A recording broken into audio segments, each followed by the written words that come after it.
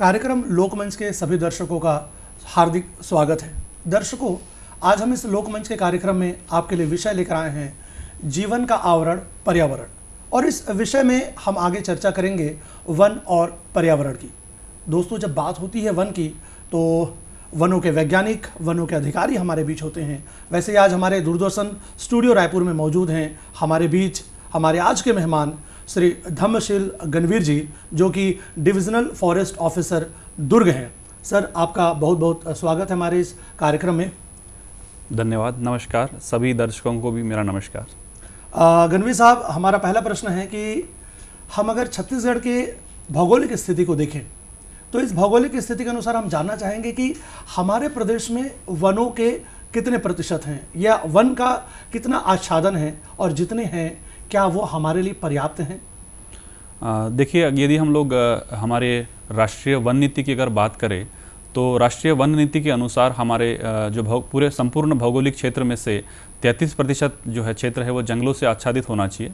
और उस स्थिति को देखते हुए हमारे छत्तीसगढ़ की स्थिति काफ़ी अच्छी है, जहाँ पे 44% जंगल जो है पूरे संपूर्ण भौगोलिक क्षेत्र से 33% जंगल हमारे छत्तीसगढ़ में है, जो कि काफ़ी अच्छे एक स्थिति बनी हुई है। लेकिन यदि हम लोग देखते हैं कि जिले स्तर की अगर बात करते हैं तो कई ऐसे हमारे ज़िले हैं जहाँ पे जंगलों का प्रतिशत नगण्य है। जैसे हम लोग दुर्ग, रायपुर और बेमेतरा ऐसे ज़िलों की बात करते हैं जो हमारे मध्य छत्तीसगढ़ में देखने को मिलते हैं, वहाँ पे जंगलों का प्रतिशत बहुत कम है।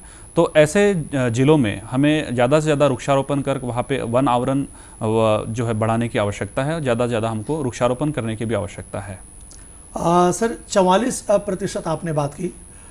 वर्तमान स्थिति में देखा जाए तो सर, पेड़ों की अंधाधुंध कटाई हो रही है। इससे हमारे इस 44% को कितना फर्क पड़ा है, कितना नुकसान हुआ है? क्या इतना ही है या इस वनों की अंधाधुंध कटाई से हमारे जंगलों को कुछ फर्क पड़ा है सर? यदि हम लोग अगर जंगलों की बात करें तो हमारी हर प्रति 2 वर्ष के बाद में फॉरेस्ट सर्वे ऑफ इंडिया जो है एक हमारी जो संस्था है वो राष्ट्रीय स्तर की संस्था है, वो वनों के संबंध में हमारा सर्वे रिपोर्ट जो है पब्लिश करती है। तो यदि हम लोग उसकी बात करें तो हमारे छत्तीसगढ़ का जो जंगलों का प्रतिशत है वो लगभग 245 स्क्वायर किलोमीटर में बढ़ा है। और जो जंगलों की अवैध कटाई और जो होती है वो मुख्य रूप से हम लोग देखते हैं कि लोग अतिक्रमण करने के उद्देश्य से या फिर तस्करी करने के उद्देश्य से जंगलों की अवैध कटाई करते हैं, और उससे जंगलों के ऊपर हमारा काफ़ी दुष्परिणाम मतलब नेगेटिव प्रभाव भी होता है, जिसके कारण से हमारे जो वन्य प्राणी हैं उनका रहवास के ऊपर भी प्रभाव पड़ता है। साथ साथ में हमारी पूरी जो परिस्थितिकी तंत्र है उसके ऊपर जो है इसका परिणाम होता है।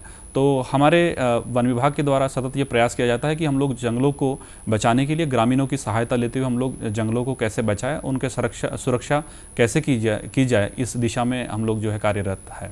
जी सर, मेरे पहले प्रश्न के उत्तर के दौरान आपने कहा था कि राष्ट्रीय नीति। सर, वनों की राष्ट्रीय नीति के बारे में हमारे दर्शकों को बताएं, और ये राष्ट्रीय नीति हमारे छत्तीसगढ़ के लिए कौन सी नीति बनकर आती है या हमारे छत्तीसगढ़ राज्य के लिए कौन सी नीति है सर? कृपया इस नीतियों पर प्रकाश डालें। देखिए, अगर हम लोग वनों की सुरक्षा और प्रबंधन की अगर हम लोग बात करते हैं तो इसके लिए हमारी राष्ट्रीय नीति बनी हुई है। 1988 में राष्ट्रीय वन नीति बनी थी, जो अभी भी संचालित है। इस राष्ट्रीय वन नीति का मुख्य उद्देश्य ये है कि हमारी जो पर्यावरण की स्थिरता को बचाते हुए हम लोग आजीविका के साधन को कैसे हम लोग सुरक्षित करें, ये हमारा इनका मुख्य उद्देश्य है इस नीति का। उसके साथ साथ में जो है हमारा जो गैर वन क्षेत्र है उसको भी हम लोग वन क्षेत्र में कैसे जो है उसको कन्वर्ट करें, उसको कैसे ज़्यादा से ज़्यादा हम लोग प्लांटेशंस के रूप में या फिर जो है दूसरे वृक्षारोपण करते हुए हम लोग कैसे वनों का आवरण कैसे बढ़ाए, इस दिशा में भी हमारी वन नीति का एक उद्देश्य है। और इसी दिशा में हमारी राज्य वन नीति भी बनी हुई है, छत्तीसगढ़ राज्य की वन नीति। वो कहती है कि हमारे भी जो गैर वन क्षेत्र है वहाँ पे ज़्यादा से ज़्यादा वृक्षारोपण हो, ताकि जंगलों के ऊपर हमारा जो है ज़्यादा से ज़्यादा जो है प्रभाव जो है वो कम हो, और जो उद्योग क्षेत्र में जो लगने वाला कच्चा माल है उसकी भी आपूर्ति जो है बाहर से ही उसकी आपूर्ति हो सके। और साथ साथ में हमारी राज्य वन नीति का ये भी उद्देश्य है कि हम लोग लघु वनोपजों को ज़्यादा से ज़्यादा बढ़ावा देकर, लघु वनोपज आधारित जो उद्योग है उसको बढ़ावा देकर हम लोग जो है प्रसंस्करण और उसके जो है विपणन के साथ में हम लोग कैसे ग्रामीण अर्थव्यवस्था में कैसे सुधार लाए, जो आदिवासी समुदाय है, ग्रामीण जो जन समुदाय है, उनको हम लोग ज़्यादा से ज़्यादा कैसे रोजगार मुहैया करा सकते हैं, इसके लिए भी हमारी वन नीति जो है एक उद्देश्य, इसमें हमारे वन नीति का उद्देश्य है। तो इस दिशा में हम लोग वन विभाग और छत्तीसगढ़ शासन इसमें सतत जो है प्रयासरत है। जी सर, नीतियाँ जो है सृजन का कार्य करती है, पर्यावरण का सृजन, हमारे वनों का सृजन। सर, जहाँ सृजन की बात होती है वहाँ पर विनाश की बात होती है। आज एक विस्फोटक स्थिति बनी हुई है कि जो पर्यावरण का जो विनाश हो रहा है उससे कई प्राकृतिक आपदाएं जो हैं वो हमें झेलने को दिख रही है। सर, तो इससे हम क्या कह सकते हैं कि वन हमें इससे बचा सकते हैं या वनों की कटाई इन प्राकृतिक आपदाओं का कारण है? निश्चित ही, जैसे आपने कहा कि जो पर्यावरण का विनाश हो रहा है, तो पर्यावरण का विनाश होने का हमको जो है मुख्य रूप से उनके कारण हमें देखने की आवश्यकता है। तो पर्यावरण का विनाश जो हो रहा है उसमें मुख्य कारण है कि हम लोग जो जिस प्रकार से हमारी जो इंडस्ट्रियल पोल्यूशन हो रहा है, उसके साथ साथ में हम लोग जो उपयोग में लाने वाले जो कृषि में हम लोग जो है मुख्यतः देखते हैं कि वहाँ हम लोग केमिकल फर्टिलाइज़र का उपयोग करते हैं। साथ साथ में हमारे जल का प्रदूषण हो रहा है, वायु का प्रदूषण हो रहा है। तो इसके बहुत सारे ऐसे कारण हैं और हमें ये देखने की आवश्यकता है कि हम लोग इसको इनके ऊपर जो हम लोग कैसे वनों के साथ, मतलब वनों का हम लोग ज़्यादा से ज़्यादा अगर हम लोग आच्छादन रहेगा या वृक्षारोपण करके हम लोग अगर यदि ज़्यादा क्षेत्र को हम लोग वृक्षारोपण से अगर बढ़ाया जाए तो निश्चित ही रूप से जो है ऐसे जो प्राकृतिक आपदाएं है या जो समस्या पर्यावरण की हम लोग झेल रहे हैं उसको हम लोग कहीं ना कहीं निजात पा सकते हैं। और जो अभी जो स्थितियाँ उत्पन्न हो रही है वो कहीं ना कहीं ग्लोबल वार्मिंग का एक हिस्सा है। और क्योंकि ग्लोबल वार्मिंग जो है ये एक समस्या हमारे पूरी वैश्विक समस्या बनी हुई है, जिसके लिए वनों का महत्व काफ़ी देखा जा रहा है। क्योंकि वन ऐसी संपदा है जिसके वजह से हमारा पूरा इस परिस्थिति तंत्र को हम लोग जो है रेगुलेट कर सकते हैं। तो निश्चित रूप से वनों का महत्व जो है इस पर्यावरण को संतुलन बनाए रखने में बहुत ही महत्वपूर्ण है। जी सर, अभी न्यूज़ चैनलों में हम देख रहे हैं, हम समाचार पत्रिकाओं में देख रहे हैं कि जिस तरीके से भूस्खलन की स्थिति आ रही है, आज कई राज्यों में बाढ़ की स्थिति जो हो गई है, सर इसका भी कहीं ना कहीं वनों की कटाई से इसका संबंध है या वन इसे रोक सकते हैं? इसमें वन कितना योगदान दे सकते हैं सर?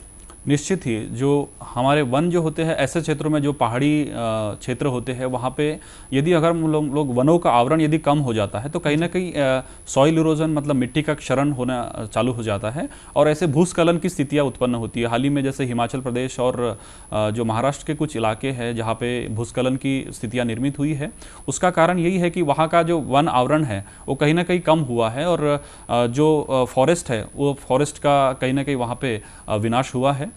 तो यदि हम लोग ज़्यादा ऐसे जो क्षेत्र है, जो डेलिकेट क्षेत्र है, जो नाजुक क्षेत्र है, उनको हम लोग यदि अगर वनों से आच्छादित रखेंगे और यदि हम लोग उनकी सुरक्षा के साथ साथ में संरक्षण का काम करेंगे तो निश्चित रूप से ऐसी परिस्थितियां निर्माण नहीं हो सकती और वन हमें इस परिस्थितियों से बचाने के लिए काफ़ी मदद कर सकते हैं। जी, सो वन हमें इन सब परिस्थितियों से बचाएंगे। सर, मेरा अगला प्रश्न जलवायु से है। छत्तीसगढ़ की जलवायु को आप किन वर्गों में बांटते हैं और उनके हिसाब से अगर हम देखें तो कि इन जलवायु में इसके अनुकूलता को देखा जाए तो किस प्रकार के पौधरोपण कर सकते हैं, किस प्रकार के हम पेड़ पौधे लगा सकते हैं? सर कृपया बताएं। हम लोग अगर छत्तीसगढ़ की बात करते हैं तो छत्तीसगढ़ में मुख्यतः 3 एग्रोक्लाइमेटिक जोन्स में छत्तीसगढ़ को बांटा गया है, जिसमें नॉर्दर्न हिल्स है जो सरगुजा का क्षेत्र है और उसके साथ में फिर हमारा जो रायपुर दुर्ग जो है ये सेंट्रल जोन में पाया जाता है और एक है बस्तर का प्लेटू। तो इन 3 वर्गों में 3 जो है एग्रोक्लाइमेटिक जोन्स में हमारा छत्तीसगढ़ बटा हुआ है। यदि हम लोग वृक्षारोपण की बात करते हैं तो वृक्षारोपण में अभी जो है हमारे जो क्षेत्र है वो लघु वनोपज आधारित जो वृक्ष है उनको हम लोग ज़्यादा लगा सकते हैं, जिसमें हर्रा, बेहड़ा, आंवला, चार, चिरौंजी, इस प्रकार के जो वृक्ष है, इवन साल है, इनका वृक्षारोपण अगर हम लोग ज़्यादा से ज़्यादा करें तो उसको हम लोग कहीं ना कहीं जो हम लोग अपने जो आदिवासी समुदाय है, जो ग्रामीण समुदाय है, उनकी आजीविका को सुधार करने में हम लोग इस दिशा में काम कर सकते हैं। तो ज़्यादा मैं ये कहना चाहूँगा कि हमें लघु वनोपज आधारित वृक्षारोपण करने की आवश्यकता है। जी सर, एक कॉन्सेप्ट अभी सामने आया है, उस कॉन्सेप्ट में हम देख रहे हैं कि मानव निर्मित वन की बात की जा रही है। अगर मानव निर्मित वन की बात हम करते हैं, इस कॉन्सेप्ट की क्या आवश्यकता है? देखिए, मानव निर्मित वन की जो संकल्पना जो की जा रही है उसमें अभी ये वर्तमान स्थिति ऐसी है कि जहाँ पे जो शहर के निवासी है, जहाँ पे अत्यधिक मात्रा में पोल्यूशन है और ग्लोबल वार्मिंग का ये जो दौर चल रहा है, क्लाइमेट चेंज जो है, पूरा जलवायु परिवर्तन का समय जब चल रहा है, उसमें कहीं ना कहीं ये आवश्यकता अभी है कि लोगों को हम लोग जो ग्रामीण जन समुदाय है या शहर के जो निवासी है, उनको हम लोग कैसे प्रकृति के साथ जोड़ते हुए पर्यावरण का महत्व उनको कैसे बताए, इस दिशा में ये मानव निर्मित वन की संकल्पना जो है की गई है।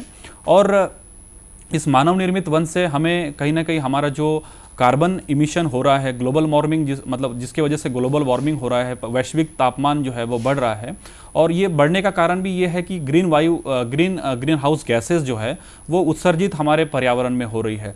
तो यदि हम लोग अगर ऐसे जंगल, जिसको हम लोग बोलेंगे कि मानव निर्मित जंगल, प्लांटेशन तो हम लोग नॉर्मल रूप से करते हैं, लेकिन जंगल जो होता है कि प्राकृतिक रूप में उसमें मल्टी टायर फॉरेस्ट एक तैयार होता है, जिसमें झाड़ियों से लेके लघु वनोपज से छोटी छोटी जो हमारी जो वनौषधियों के साथ में बेलाएं है, छोटे उसमें पेड़ है, बड़े पेड़ है, सभी प्रकार के अगर वृक्ष उसमें रहे तो एक जंगल का रूप वो ले सकता है और एक प्राकृतिक वातावरण उसमें तैयार हो सकता है। साथ साथ में इस प्राकृतिक वन या जो मानव निर्मित वन जिसको हम लोग कहेंगे, तो मानव निर्मित वन से हमें जो है पूरी परिस्थितिकी तंत्र को हम लोग जो है बहाली कर सकते हैं, जिसमें जैव विविधता का विकास के साथ साथ में हम लोग जो है ग्रामीणों को जंगलों से होने वाले फायदों के साथ हम लोग उनको जोड़ सकते हैं। तो क्लाइमेट चेंज के दौर में मानव निर्मित वन ये जो है तैयार करने बहुत आवश्यक है, जिससे हमारा जो कार्बन सिक्वेस्ट्रेशन है, कार्बन को जो है उसको एब्जॉर्ब करते हैं। तो क्लाइमेट चेंज के दौर में इनका महत्व काफ़ी है और इसी दिशा में हमने जो है दुर्ग जिले में मानव निर्मित वन की संकल्पना की है, जो लगभग 2500 एकड़ में हम लोग मानव निर्मित वन वहाँ पे तैयार कर रहे हैं। सर, ये चर्चा हमारी जारी रहेगी, लेकिन आइए ले लेते हैं एक छोटा सा ब्रेक।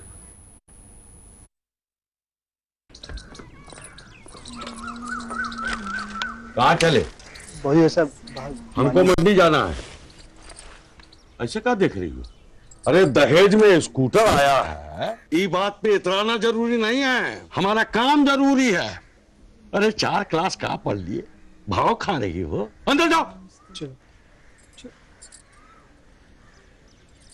भाव कहाँ खा रहे? भाव तो दिए हैं? दहेज दिए हैं, मतलब भाव दिए हैं। खरीद लिया है आपके बेटे को। इज्जत से पूछेगा तो मिलेगा यूज करने, स्कूटर भी और बेटा भी। पढ़ेगी बेटी तभी तो बढ़ेगी बेटी। चलो। ब्रेक के बाद आपका फिर से स्वागत है दर्शकों। हम बात कर रहे थे मानव निर्मित वन की। शब्दों से ही ये स्पष्ट है कि मानव निर्मित वन, जिन वनों को मानव बनाते हैं। आइए सर से जानते हैं कि आखिर मानव निर्मित वन में हम और किन किन चीज़ों का ध्यान रख सकते हैं। सर, मानव निर्मित वन के इस प्रश्न को आगे हम बढ़ाएं तो जैसा कि आपने कहा कि आपने दुर्ग में इसकी आधारशिला रखी है, इसके लाभ क्या हैं सर? इसको किस तरीके से बनाया जा सकता है और इसको हम किस तरीके से आगे ले जा सकते हैं? देखिए, अगर हम लोग मानव निर्मित वन की बात करते हैं तो मानव निर्मित वन में हम लोग मुख्यतः हमारी जो परिस्थितिकी तंत्र है उसके बहाली का हम लोग काम करते हैं। और परिस्थितिकी तंत्र को अगर हम लोग देखते हैं तो परिस्थितिकी में हमारे मुख्य 3 जो है चक्र है, और जिसमें मुख्य रूप से एनर्जी साइकिल है, वाटर साइकिल है और ये एक न्यूट्रिएंट साइकिल है। तो इन तीनों साइकिल को हम लोग जो है रिवाइव करने का, मतलब उसको पुनर्जीवित करने का काम हम लोग जो है इस परिस्थितिकी तंत्र को करते हैं, जिसमें मुख्य रूप से अगर हम लोग देखें तो एनर्जी साइकिल, जिसमें जो सूरज की किरणें हैं या जो सोलर एनर्जी है उसको हम लोग ट्रैप करते हुए जो है कार्बन डाइऑक्साइड को ज़्यादा से ज़्यादा जो हम लोग एब्जॉर्ब करते हुए हम लोग बायोमास प्रोडक्शन का काम करते हैं। जैसे जो हमारे घास की प्रजातियां होती है मुख्य रूप से वो काम करती है कि ज़्यादा से ज़्यादा कार्बन को वो एब्जॉर्ब करते हुए बायोमास का प्रोडक्शन करती है, और इसके साथ साथ में हमारा जो है पूरा ये जो एनर्जी साइकिल है वो रिवाइव हो जाता है। उसके साथ साथ में हम लोग फिर उसी के जो हमारे जो घास की प्रजातियां है जो या छोटी जो वनस्पतियां है वो जो हमारा एनर्जी साइकिल के साथ साथ में हम लोग वाटर साइकिल को भी हम लोग जो है मतलब इसमें जल और मृदा संरक्षण का भी ये काम ये करती है। और इसी के साथ में हमारा जो होता है कि हम लोग जो देख रहे हैं कि न्यूट्रिएंट साइकिल, तो न्यूट्रिएंट साइकिल में होता है कि जो बहुत सारे पोषक तत्व होते हैं जो कार्बन जो है शोषण करने के बाद में नाइट्रोजन और बहुत सारे फॉस्फोरस फिक्सेशन करने वाली जो बैक्टीरियाज है और फंगाई है वो इनमें अपना रोल बहुत अदा करती है। तो ये पूरे परिस्थितिकी तंत्र को हम लोग देखें तो इसमें जो मुख्य जो 3 साइकिल जैसे मैंने बताया कि वाटर साइकिल, न्यूट्रिएंट साइकिल और जो ये है हमारी जो है एनर्जी साइकिल, इनको हम लोग पूरे रिवाइव करने का एक काम करते हैं। और इसको रिवाइव करने के बाद में जो पूरा ये तंत्र जो विकसित होता है उसमें कई प्रकार के जो है जीव जंतु हमको वहाँ पे विकसित होते हुए दिखते हैं। साथ साथ में वन्य प्राणियों के लिए एक अच्छा एक रहवास वहाँ पे उपलब्ध होता है। और अगर उस क्षेत्र को हम लोग पूरे लैंडस्केप में रूप में हम लोग पूरा उसको ट्रीटमेंट करते हैं ताकि उस क्षेत्र का जो बेसलाइन है उसको हम लोग आगे बढ़ाते हुए उसमें बहुत सारे सुधार हम लोग देख सकते हैं। जैसे अगर पहले के स्तर में बेसलाइन में हम लोग वहाँ का जल का स्तर क्या था और हमारा ट्रीटमेंट करने के बाद में ये पूरे परिस्थितिकी तंत्र को हम लोग बहाली करने के प्रोसेस में उसके बाद में उस वहाँ का जल स्तर कैसे बढ़ा, उस दिशा वो पॉजिटिव परिणाम हमको देखने को मिलते हैं। साथ साथ में वहाँ की जैव विविधता भी धीरे धीरे जो है बढ़ते हुए वहाँ पे एक पूरा जो है एक प्राकृतिक एक रहवास वहाँ पे निर्मित होता है। और उसके साथ साथ में ग्रामीणों को भी, जैसे हम लोग वहाँ पे मल्टी टायर फॉरेस्ट लाने का कंसेप्ट है, तो मल्टी टायर फॉरेस्ट में जो बहुत सारे लघु वनोपज आधारित वृक्ष है उसके लगाने से ग्रामीणों को भी उसका फायदा होता है कि वो कहीं ना कहीं आगे में जाकर निकट भविष्य में उनको लघु वनोपज संग्रहण के लिए भी उसमें फायदा लोगों को मिल सकता है। और पूरा वातावरण जो है एक शुद्ध वातावरण लोगों को मिलते हुए एक प्रकृति के साथ जीने का एक आनंद जो है हम लोग ग्रामीणों को उसमें दिला सकते हैं। तो सर इसका मतलब यह है कि हम मानव निर्मित वन में पर्यटन का भी एक रूप देख सकते हैं? जी बिल्कुल, क्योंकि ये ऐसा एक मानव निर्मित वन ऐसा एक कंसेप्ट है जिसको हम लोग जो है पर्यटन के साथ भी इसको जोड़ा जा सकता है। क्योंकि जो हमारे युवा पीढ़ी है या फिर जो स्कूल गोइंग चिल्ड्रंस है उनके लिए हम लोग जो है ये तंत्र कैसे विकसित हुआ और उसके साथ साथ में वहाँ पे जैव विविधता कैसे विकास हुई, इसके लिए एक बहुत बड़ा एक ओपन लैब जिसको हम लोग बोलेंगे या लाइव लेबोरेटरी हम लोग इसको उस रूप में देख सकते हैं जिसको हम लोग पर्यटन के साथ में भी जोड़ा जा सकता है। जी सर। हमने वन बना लिए, हमने जंगल निर्माण कर लिया, इसके बाद पशु पक्षियों की बात आती है। सर वन विभाग हमारे प्रवासी पक्षियों के लिए, हम देखते हैं कि भीड़ भाड़ इलाकों में, शहरों में जो प्रवासी पक्षी हैं आजकल तो चिड़िया की चहचहाट सुनने को नहीं मिलती, तो इसके लिए हमारा वन विभाग क्या कर रहा है सर? जी बिल्कुल, जो हमारे प्रवासी पक्षी हैं मुख्य रूप से मंगोलिया, अफ्रीका ऐसे कंट्रीज से हमारे इस छत्तीसगढ़ में भी प्रवासी पक्षी के रूप में आते हैं, जिसमें हम लोग अगर देखें तो प्रवासी पक्षियों को या हमारे जो स्थानीय पक्षी हैं उनको बचाने के लिए, उनके संरक्षण के लिए हमारे छत्तीसगढ़ में पहली बार जो हमने इसी वर्ष में जनवरी फरवरी माह में हमने पक्षी महोत्सव, राज्य स्तर का पक्षी महोत्सव गिधवा परसदा में मनाया है। और वो एक ऐसा पक्षी महोत्सव था जिसको हम लोगों ने ग्रामीणों को साथ जोड़ते हुए पक्षियों के संरक्षण कैसे कर सकते हैं इस दिशा में हमने काम किया है। तो निश्चित रूप में जो है पक्षी संरक्षण की दिशा में हमें काम करने की आवश्यकता है और इस दिशा में हमारा राज्य जैव विविधता बोर्ड है और वन विभाग है इस दिशा में कार्यरत है कि हमारे जितने भी ऐसे आर्द्र भूमियाँ हैं जो शहरों के आसपास में है या फिर ग्रामीण इलाकों में है, वन क्षेत्रों में है, ऐसे आर्द्र भूमियों की पहचान कर वहाँ पे हम लोग कैसे जो है उनको जो है उस वहाँ के जो परिस्थितिकी तंत्र है उसको कैसे बहाली किया जाए ताकि हमारे जो पक्षियों का संरक्षण भी हो सके और उसके साथ साथ में वहाँ पे प्राकृतिक पर्यटन को भी कैसे हम लोग जो है विकास वहाँ पे कर सकते हैं। इस दिशा में जो है हमारा वन विभाग, छत्तीसगढ़ शासन इसमें प्रयासरत है। सर अभी थोड़ी देर पहले हम चर्चा कर रहे थे जलवायु की। सर मैं ये कहना चाहता हूँ कि जलवायु परिवर्तन में वन कितना हमें योगदान करते हैं? जलवायु परिवर्तन जो है हम लोग अभी देखते आ रहे हैं कि जलवायु परिवर्तन होने का मुख्य कारण क्या है, जो ग्लोबल वार्मिंग जिसको हम लोग बोलेंगे कि कुछ सालों से जो क्या हो रहा है कि अभी वातावरण जो है धीरे धीरे उसका वैश्विक जो तापमान है ये बढ़ते जा रहा है। अभी जो inter governmental panel on climate change जो ये समिति है इनके द्वारा ये कहा गया कि हर 10वें साल में 0.2 डिग्री जो है तापमान जो है ये बढ़ते जा रहा है। तो हम लोग अगर उस दिशा में देखो इनका ये बढ़ने का कारण जो है तो हमारे जो वातावरण में उत्सर्जित होने वाले जो ग्रीन हाउस गैसेस है इनके वजह से ये तापमान जो है ग्लोबल टेम्परेचर जो है बढ़ते जा रहा है। और इन ग्रीन हाउस गैसेस में मुख्यतः जो है कार्बन डाइऑक्साइड है, नाइट्रस ऑक्साइड है और मीथेन है, इनका बहुत बड़ा योगदान है। तो फॉरेस्ट का यदि हम लोग रोल देखें इस ग्लोबल वार्मिंग को जो है इस ग्लोबल वार्मिंग के दिशा में तो फॉरेस्ट जो है बहुत बड़ा इसमें कंट्रीब्यूटर है, क्योंकि फॉरेस्ट जो है पर हेक्टर अगर हम लोग बात करें तो फॉरेस्ट जो है लगभग जो है 130 से 150 टन का जो कार्बन डाइऑक्साइड है उसको जो है एब्जॉर्ब करता है, उसको सिक्वेस्टर करता है। तो जिससे कि हमारे जो ग्लोबल वार्मिंग की जो समस्या है उसको निजात पाने के लिए फॉरेस्ट का बहुत बड़ा योगदान है। साथ साथ में जो फॉरेस्ट है वो फॉरेस्ट पूरे परिस्थिति के तंत्र को एक रेगुलेट करता है, टेम्परेचर को रेगुलेट करता है। हमारे जितने भी जो हाइड्रोलॉजिकल साइकिल है, जो पूरे जो ये हम लोग जो वर्षा ऋतु है या वर्षा का जो पूरा ये चक्र है, इसके लिए भी इसको भी रेगुलेट करने का काम जो है हमारा वन करता है। तो निश्चित रूप में क्लाइमेट चेंज के दौर में फॉरेस्ट का बहुत बड़ा योगदान है, ये मैं कहना चाहूँगा। जी सर, कुछ एक अंतिम प्रश्नों में हम बात करते हैं लॉकडाउन की। जिस प्रकार से कई भ्रांतियाँ आई थी कि लॉकडाउन हुआ है, गाड़ियाँ नहीं चल रही हैं, प्रदूषण कम हुआ है, फैक्ट्रीज बंद थे तो धुआं नहीं निकला है, विषैले धुएँ नहीं आए हैं। इस कारण लोगों की ये मंशा थी, और हमने कहीं पढ़ा भी है शायद कि ओजोन जो है, ओजोन लेयर वो अपने आप को हील कर रहा है। हमने ग्लोबल वार्मिंग की भी बात की। सर, ये ओजोन लेयर और ग्लोबल वार्मिंग जो है ये काफ़ी बड़े लेवल की चर्चा होती है, जो आम लोगों की भाषा को नहीं समझ पाती या आम लोगों तक ये बातें नहीं पहुंचती है। सर, एक वन की दृष्टि से देखा जाए, जंगल की दृष्टि से देखा जाए, तो इन दोनों विषयों के लिए हमारा वन जो है, हमारा जो पर्यावरण है, वो कितना लाभकारी है, कितना योगदान देगा सर? जो हम लोग अगर ओजोन लेयर की बात करें तो हमारे ये ओजोन लेयर ये पृथ्वी या वातावरण में एक कवच के रूप में हमें काम करता है, क्योंकि सूर्य से मिलने वाली जो सोलर रेडिएशंस है, जो सूर्य की किरणें हैं, उनमें कई प्रकार के जो है अल्ट्रावायलेट रेस भी उसमें शामिल रहते हैं। तो अल्ट्रावायलेट रेस से बचाने के लिए ओजोन लेयर का एक बहुत बड़ा योगदान है। और कई दिनों से या कई सालों से जो है, क्योंकि हमारे जो ह्यूमन एक्टिविटीज़ की वजह से, मानव के निर्मित जो कारणों से ये ओजोन का जो लेयर है वो कहीं ना कहीं कम होते जा रहा है।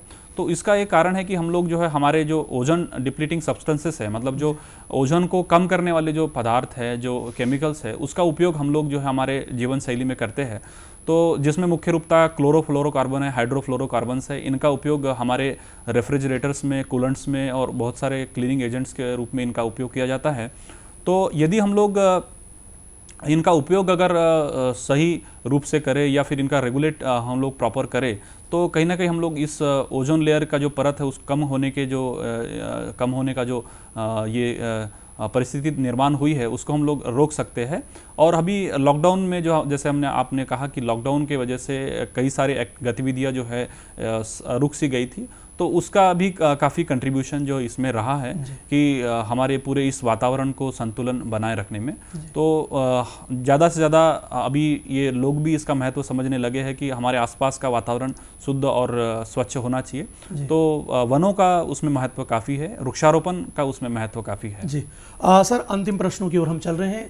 मैं जानना चाहूँगा सर, एक वन अधिकारी के रूप में, एक पर्यावरण वैज्ञानिक के रूप में किन किन चुनौतियों का आप सामना करते हैं? देखिए, वन विभाग में जहाँ पे हम लोग काम कर रहे हैं, तो हमारे सामने में अभी चुनौतियों के रूप में यदि हम लोग देखते हैं तो अभी जो है वन्य प्राणी और मानव द्वंद्व, जिसे हम लोग मैन और एनिमल कॉन्फ्लिक्ट, ये समस्या हमारी सामने दिखाई देती है, जहाँ पे वन क्षेत्रों से बाहर जो है वन्य प्राणी आकर कहीं ना कहीं ग्रामीणों में जो है ग्रामों में आकर अपना जो है फसल है उसकी नुकसान करते हैं। कहीं ना कहीं ग्रामीणों में ये थोड़ा सा इसमें प्रॉब्लमेटिक, मतलब ये समस्या बनी हुई है। तो ये बहुत बड़ी समस्या है। कई हाथी आ रहे हैं, कई जिलों में जो है बंदर का प्रॉब्लम बढ़ते जा रहा है।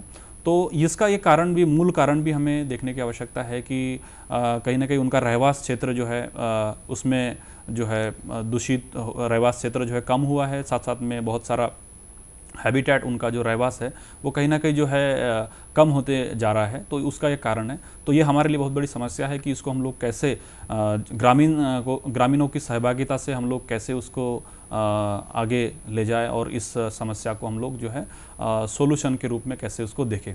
साथ साथ में हमारे इस पूरे छत्तीसगढ़ में अभी बहुत सारी ऐसी जो प्रजातियां हैं जो वीड के रूप में आती है, जिसमें लैंटेना कैमरा और ये एजरेटम और दूसरे और प्रजातियां हैं, गाजर घास। और ये तो हमारे जंगलों में जो है ये ऐसी वनस्पतियां हैं जो अनुपयोगी है, जो बाहरी देशों से आई हुई है। इनको भी हम लोग जो है इनका मैनेजमेंट, इनका कंट्रोल करना भी बहुत आवश्यक है, जिससे क्योंकि हमारे जो पूरे परिस्थितिकी तंत्र है कहीं ना कहीं इनको ये जो है बाधक मतलब इनको नुकसान पहुंचाती है। तो इसका भी कंट्रोल और मैनेजमेंट करना ये हमारे लिए बहुत बड़ी समस्या है। साथ साथ में हमारे जो ग्रामीण है उनकी सहभागिता को हम लोग कैसे संरक्षण के साथ, वनों के संरक्षण के साथ जोड़े, ये हमारे लिए बहुत बड़ी अभी चुनौती है जी। तो दर्शकों, अभी आप सुन रहे थे धम्मशील गणवीर जी को, डीएफओ दुर्ग हैं सर। और आइए कार्यक्रम के अंतिम कड़ियों में आपने जो भी कुछ सुना, आपने पूरे कार्यक्रम से जो सीखा, वनों को बचा कर रखें, पर्यावरण को बचा कर रखें। सर, आपने कीमती वक्त दिया, हमारे दर्शकों से बात की, इसके लिए बहुत बहुत धन्यवाद सर। कार्यक्रम में अपना कीमती वक्त देने के लिए बहुत बहुत धन्यवाद। नमस्कार दोस्तों। नमस्कार।